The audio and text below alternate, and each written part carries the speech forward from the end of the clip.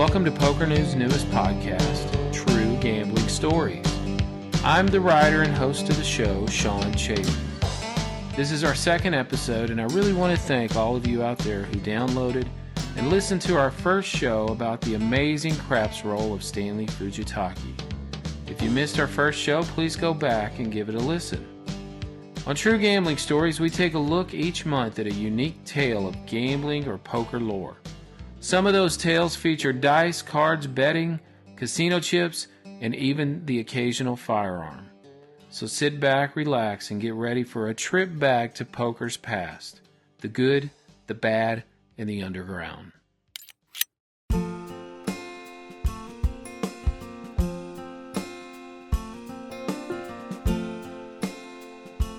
This week's show focuses on an old Texas underground poker room that featured some of the best players in the game. While there may have been plenty of cash won, it wasn't always easy to make it home with the winnings. Holdem and Holdups, gambling on Greenville Avenue.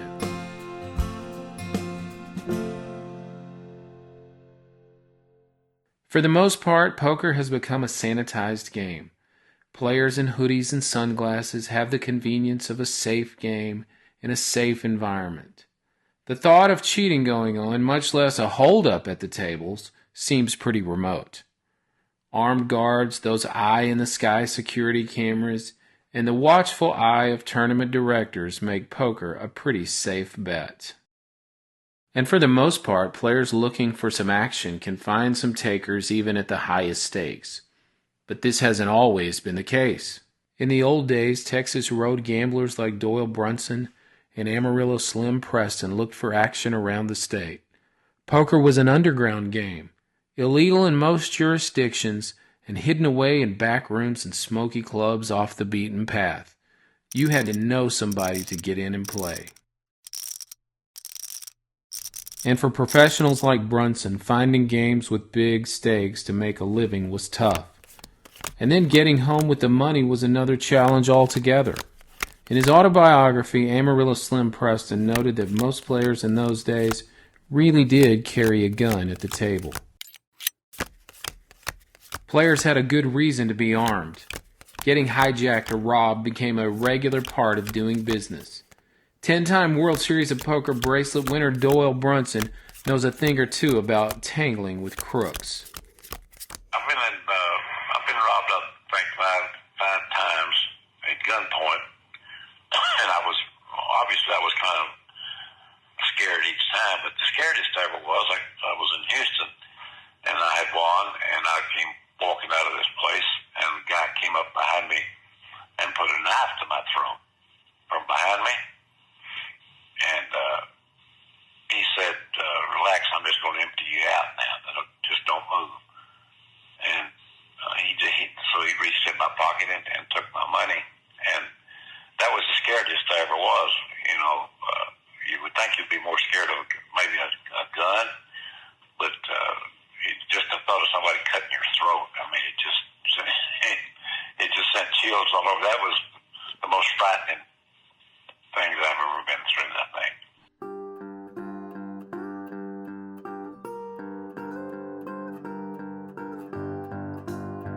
Weekends are bustling on Greenville Avenue in Dallas. In the last few decades, the street has become a hot spot, a place to grab a meal with some friends or down a few beers. The street plays host to Big D's annual St. Patrick's Day Parade, which attracts plenty of partiers for a booze-fueled Saturday afternoon. But this famous street has some big-time poker history as well. 25 years ago, a second-story room on Greenville hosted games featuring some players who would go on to big things at the Felt. The address was officially 1921 and a half Greenville Avenue, and the nondescript two-story red brick building in North Dallas was home to the Amvets Club. Once a house of gambling, the room upstairs is now subdivided. On one side is a photography studio. On the other side, a strip aerobics business, complete with rows of shiny stripper poles. The business offers a unique opportunity for women looking to get in shape. Below the former club is a smoke shop and pizza joint. A set of stairs sandwiched between them leads up to the former home of the Amvets. A sturdy steel door remains, which was once used for security, along with a camera and a door buzzer. You had to know someone to get inside. The current tenants are a far cry from the old Amvets Club, which ran games from 1969 to the mid-'80s, featuring some of the best card players around. Many became World Series of Poker champions, and even members of the Poker Hall of Fame. For those new to the world of big-time card playing, the World Series of Poker was founded by Dallas gangster Benny Binion and awards gold bracelets to tournament winners. The jewelry has become the most coveted prize in poker. T.J. Cloutier of Richardson, Texas is a career poker player and has won 6 gold bracelets. He was a regular at the Amvets and remembers it well, even a few of the more unsavory types who also frequented the place. Well, we used to play down there, and, you had to go way up 2 flights of stairs to get up there, but there were some good players down there. I mean, 1985 World Series of Poker champion was Bill Smith, and we used to play there all the time, and of course, that was notorious, that place there. They had 4 stone killers playing in one game. They had the one big game all the time. They might get a limit game going too, but it was just like I guess it's like an old hall or something like that. You remember, I was living in Shreveport at the time, and I was driving up here from Shreveport to play in the game. Because it was such a good game. I mean, I never lost in that game. It's very hard to say you never lost in a game in poker, but I'd come up a couple times a week to play in that game. One thing players knew for sure in those days was to watch their backs. Winning certainly made you a target.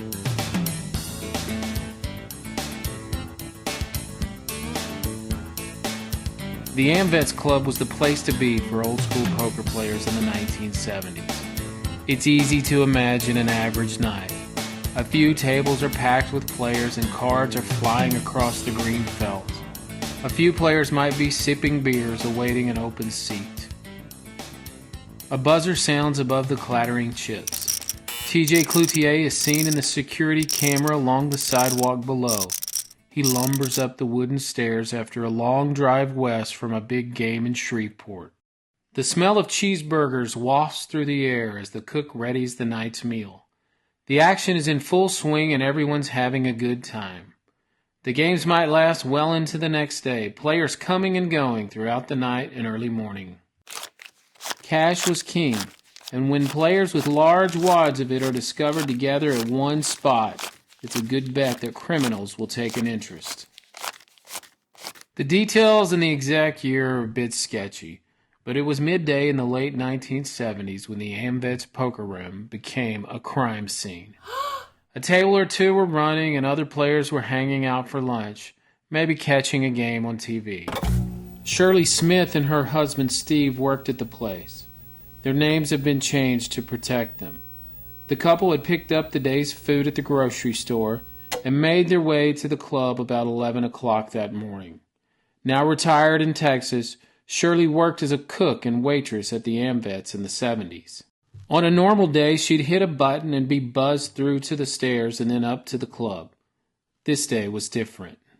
The couple didn't notice anyone to buzz them in, and the door was open. With their arms full of groceries, they headed up the stairs to begin preparing the day's meal. But as soon as they made it to the top level, someone put a gun right to Steve's neck. Fear gripped the Smiths as they surveyed the scene. 3 armed men had tied up 30 players and employees as they ransacked the place for cash. Shirley and Steve were bound like the others as the robbers flashed their guns. Eventually, Shirley wiggled her hands out of the rope, but didn't tell anyone. She was afraid the intruders would kill them. When they finally left, she began untying the others. In all, those in the Amvets had been tied up for about 2.5 hours, face down, side by side. Players felt like it was the last days of their lives, but police were never notified. Law enforcement would have been interested in the robbery, but also possibly in the club's activities. Most chalked up their losses to the cost of doing business. The total amount stolen that day is unknown. But with so many players with pockets full of cash, those who remember believe it was quite a bundle. Doyle Brunson has yet another story of robbery at the Amvets. Well, I can tell you a story about the Amvets. It's a pretty good story. Okay. There was a guy named George McGann. I don't know if you're familiar with who he was. He was a hitman. I mean, he killed 17 or 18 people supposedly. So he had a very bad reputation. But to begin with, he was just a poker player. You know, he was a calm, well-mannered guy that you would never dream that would turn out like that. But anyway, he was that, and he was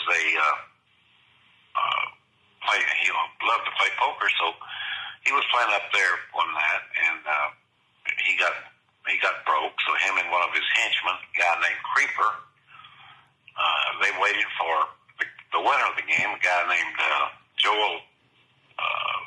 I forget his name. Anyway, he was a salesman for some kind of a thing, and he'd won all the money, and he was also a frequent player that usually lost.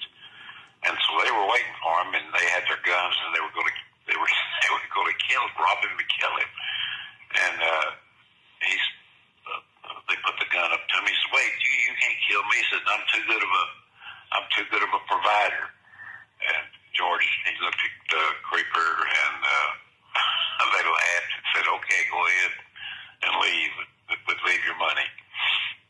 And that was kind of a typical thing back in those days. It just after you won the money, you had to be very careful of getting out of those places because a lot of times people would be waiting on you. To players like Brunson, Amarillo Slim, and Cloutier, these types of events weren't unusual on the poker road. Cloutier shared one other story of a player getting robbed. Well, we had a guy we called him Point. That was his nickname, Point. He was a very, very good player. But when we used to play in town, I'm not going to mention which game it was, but they robbed him leaving the game. They robbed him getting out of his car at home, and then they robbed him when he was at a grocery store one time. So 3 times. And the one thing, you always did in those days, you can't beat the gun. So you just hand over the money. I mean, I was lucky I was never actually robbed. I mean, I was there when it was robbed at the old oil well club in Longview and stuff like that. But, I mean, the thieves, they thought that nobody reported to the police that they were robbed because it was an illegal game.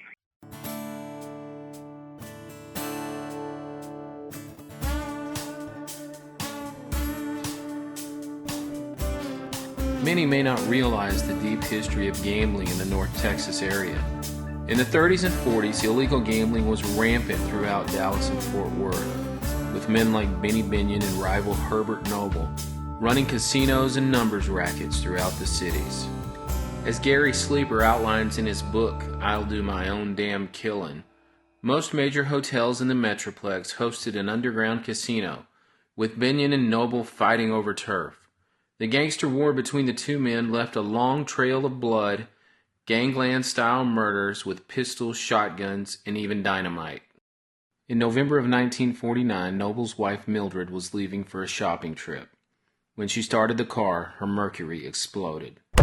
Most at the time believed the hit was meant to kill Noble, not his wife. His death would come 2 years later. The war for Dallas gambling ended when Noble stopped his car in front of his ranch to check the mail.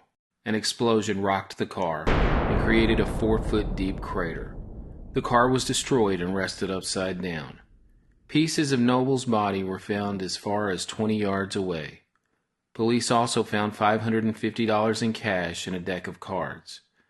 Photos from the time show a surreal scene. The demolished car and an ace of diamonds and a joker visible near the wreckage. Part of that gambling history would eventually include poker. It is Texas Holdem, after all. By the 1960s and 70s, Binion was living in Las Vegas, and the Dallas poker scene didn't have the outward violence of those earlier gambling wars. In the 60s, players hoofed it across the state for action. Bob Hooks, who passed away in 2016, was one of those Dallas area rounders. A lifelong poker player, Hooks was looking for a consistent local game. After talking to a partner, the Amvets Club was open for business in 1969. From the beginning, it attracted some of the state's best players. The Amvets Club is officially a National Veteran Service Organization founded in 1944. While poker rooms and gambling halls were and still are illegal in Texas, club owners used charitable organizations like the Amvets to charter their club. The house's reg supposedly only covered charitable activities and club expenses. The ruse helped owners skirt the law. The idea of club expenses was open to interpretation.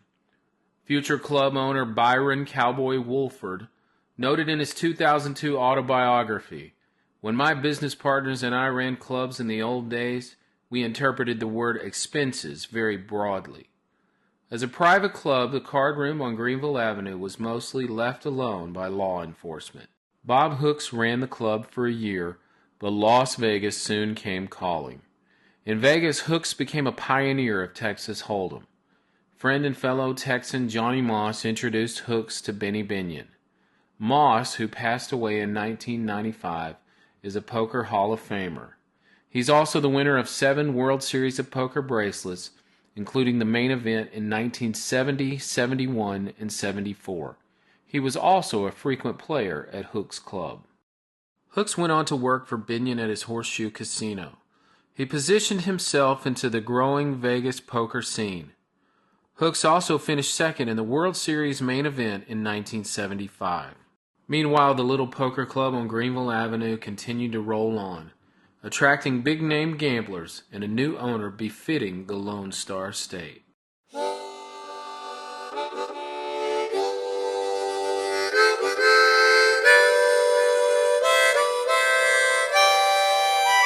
After Bob Hooks left for Vegas, the Amvets' best-known proprietor took over, Byron Cowboy Wolford. Born in Barbers Hill, Texas in 1930 in the midst of the Great Depression, Cowboy was the son of an oil roughneck. His family moved near Tyler after his father came into a $1,700 insurance settlement from an auto accident. The family purchased a 45-acre farm and oil was promptly discovered on the property, a boon to the family income. As a teenager, Cowboy was a natural on a horse and with a lariat in his hand, leading to a career as a professional rodeo cowboy. Retired from the rodeo circuit at age 30, Cowboy decided he'd rather risk money at the poker tables than on the back of a horse. Cowboy was about as Texan as you can get, a rodeo cowboy who always wore his hat at the table. He really looked the part of an Old West poker player. His success included a runner-up finish in the 1984 World Series of Poker main event. His tournament career spanned 4 decades and totaled just under $1 million. Those who knew him remember Cowboy as quite a character, kind of a classic old cowboy poker player you might see in a movie. T.J. Cloutier remembers the Texan well. Yeah, Cowboy wore big overalls all the time. All the time. He wore them with his cowboy hat. And you know, at one time he was a top roper in the rodeo. And I mean, he was number 1 on the circuit for a while there. But he used to play poker around town all the time, and he'd also run the crap game in town. But he had one fault. When he went out to Vegas, he played craps, and he wouldn't leave the table till they got all his money. So he was quite a character, Cowboy. I mean, and he was very good friends with Benny Binion. And like he had his hand was 6 and a 2, and he had this gold, diamond, and ruby ring that had a 6 and a 2 on it. And he'd hawk it to Benny all the time, and then get it back when he got some money. I mean, these are characters in the old days. I don't see that anymore. You know, everything's just mathematics and cut and dried now. But before success in Vegas, in the mid-70s, Cowboy ran the Amvets. He invested heavily into improving the club. $30,000 for new carpeting, fresh coats of paint, and a nice bar and kitchen. The infamous steel door and buzzer were installed to keep the location secure. The card room featured 3 or 4 tables running, 1 higher stakes $10 and $25 no-limit game, and a few lower-limit games as well. Players loved the place, a bit of a forerunner to modern, clean, and well-run poker rooms. Cowboy Wolford wrote this in his memoir about the Amvets. It wasn't long before we had a hell of a no-limit Holdem game going. We also had 2 limit Holdem games going, and boy, business was good. Like Moss, Cloutier flourished on the poker felt, winning 6 World Series bracelets and more than $10 million in tournament winnings. That includes finishing second in the 1985 main event to Bill Smith, another Amvets veteran. After a few years, Cowboy sold the club and continued playing poker. In 2003, the gambling cowboy with the quick wit and wide smile passed away at age 72. Poker icon Doyle Brunson said after his death, "I've lost one of my oldest and dearest friends."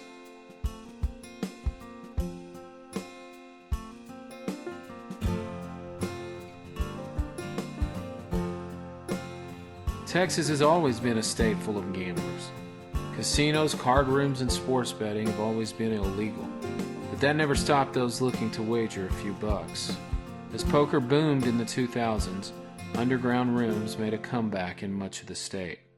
As their numbers increased, raids by police picked up. Dallas had numerous underground card rooms by the late 2000s, but police eventually caught up and many were raided and shut down. For the most part, police and law enforcement left the Amvets Club alone. Being a charitable organization helped shield the club from prying eyes, and management was diligent about security. For years that worked. This changed, however, on July 21, 1980. Around 4 p.m., Charlotte McCullough was washing dishes in the club's kitchen. Loud noises and shouting downstairs shattered the afternoon's atmosphere.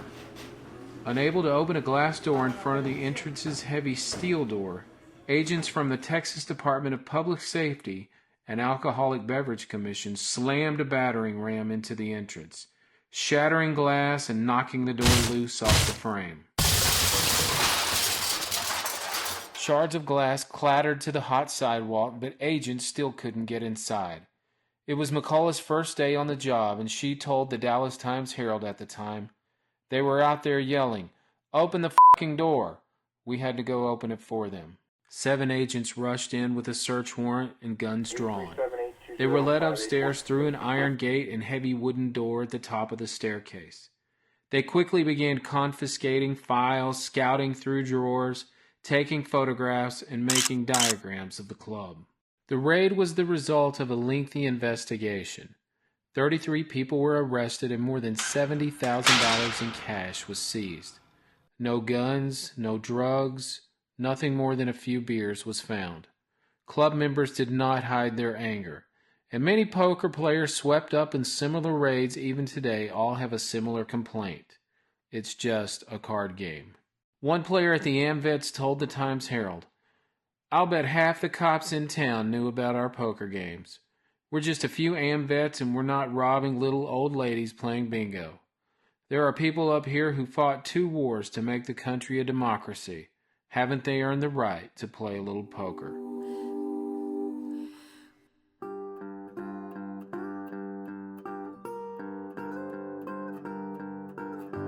Despite the raid, the Amvets Club reportedly continued to operate a couple more years. But the poker club's days were numbered, and it eventually closed. As years go by, exact reasons, dates, and events fade from memory. With no real written history, why the club shut its doors is unknown. Looking back, some possible reasons for its closing could be the recession in 1981 and 82. Times got tough, and maybe cash for higher stakes poker games wasn't quite as expendable anymore. Maybe it was the popularity of the World Series of Poker that lured more players to Sin City. Legal high-stakes cash games without the threat of jail time certainly prodded some players to make the move. Whatever the reason, the Dallas Amvets Club was a poker institution. In its heyday, world-class players took a seat at its tables on a daily basis. That includes World Series of Poker main event champions Johnny Moss and Bill Smith. Smith won the event heads-up against T.J. Cloutier in 1985. Another player also stands out. Poker Hall of Famer Bobby Baldwin. A native of Tulsa, Oklahoma, Baldwin had been a top-notch pool player growing up. He got into poker at age 15 after discovering a game in the back room of a billiards hall. Baldwin was a regular at the Amvets, even sleeping there between games while living in Dallas. He went on to win 4 World Series bracelets, including the 1978 main event. A smart guy with a business education, Bobby's success at the poker felt would soon be topped by his casino industry success. In 1982, casino impresario Steve Wynn took notice of the young poker hotshot. Baldwin became a consultant for the Golden Nugget, which would begin a long career in casino management. Today, he serves as president and chief operating officer of Aria Resort and Casino in Las Vegas. The Amvets' underground history is a relevant starting point of where poker was headed in the coming decades. From the ultimate success in the World Series of Poker to playing for some of the biggest stakes around, the little club in Dallas at 1921.5 Greenville Avenue gave many players a start, and the chance to win or lose plenty of big pots.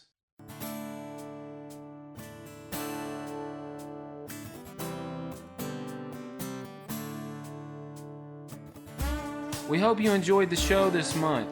If you did, please let others know. We could really use your support, and the more listeners we get, the better. Also, please give us a like or comment on iTunes, Stitcher, or wherever you access the podcast.